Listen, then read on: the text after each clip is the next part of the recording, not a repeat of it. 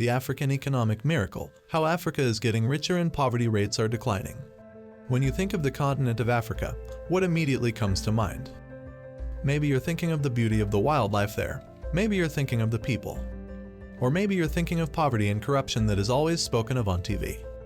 But did you know that Africa is actually getting richer and poverty rates on the continent are declining? In this video, we will talk about the African Economic Miracle. Firstly, what it is. Secondly, the economic growth rate of Africa and why that matters to the West. Thirdly, how China helped grow the African economy and why it continues to do so today. And finally, what needs to happen for Africa to improve its economic status. The African Economic Miracle. The term African Economic Miracle refers to the rapid economic growth that the continent has experienced in recent decades. The African Economic Miracle is driven by growth rates in many African countries with sustained periods of high economic growth that exceed global averages. The African Economic Miracle is often considered to have begun with the economic reforms of Ghana in the early 1960s, which ushered in a period of sustained high economic growth. The economies of other countries in Africa have followed suit since then. Growth rates have been sustained since the mid-1960s and accelerated significantly from the mid-1970s to 2006. You might imagine Africa and think there is nothing miraculous about the economy of the continent. But if you look at the numbers, you will realize the growth rates of some countries on the continent are staggering. Here is the proof. Between 1965 and 1995, the annual rate of growth averaged 4.3% for West Africa and 5% for East Africa.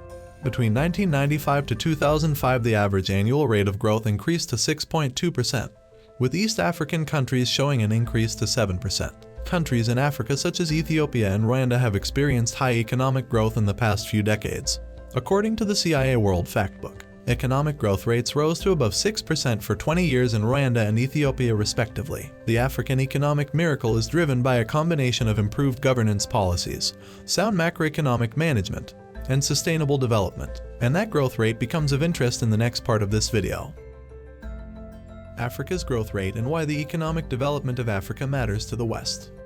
In the last 2 decades, Africa has been recognized as a powerhouse in the global economy. Where the continent was once considered to be a land of poverty and hunger, today it is home to some of the world's fastest growing economies. The continent's GDP is about $2.6 trillion, with 6% annual growth rates on average expected for the next decade. This economic development matters to the West. If it doesn't, it should.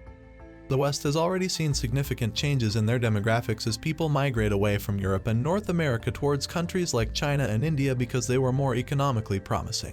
In the long run, this will lead to a significant decrease in the West's global share of population and GDP. As people continue to migrate, the economies of Europe and North America will be affected, as Africa becomes the next economic powerhouse with not only a rising GDP but a more vibrant younger population.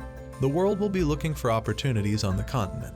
The economic growth of Africa over the last 20 years has been driven by a rising middle class and booming agriculture sector. Strong commodity prices add to the positive outlook for Africa's economy. Furthermore, China's economic slowdown has made Africa, alongside India, as the 2 fastest growing regions in the world. As an interesting point of note, recently Uganda discovered gold deposit worth about $12 trillion. Owing to the need for the country to develop, this is great news, as the expectation is that the lives of the people will improve from this. We will talk about how Africa can get better towards the end of the video. Before we get there, let's look at how China has already seen the potential of Africa and has over the years contributed to the development of the continent. How China helped grow the African economy and why it continues to do so today.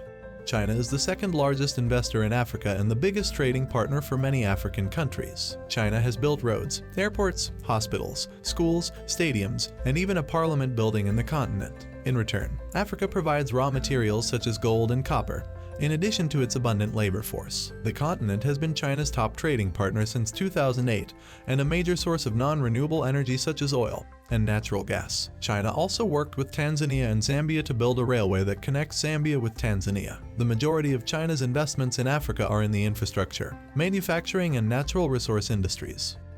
In recent years, China has also been making significant investments in renewable energy. Chinese outbound foreign direct investment to Africa increased by 13% in 2017 to $8.2 billion.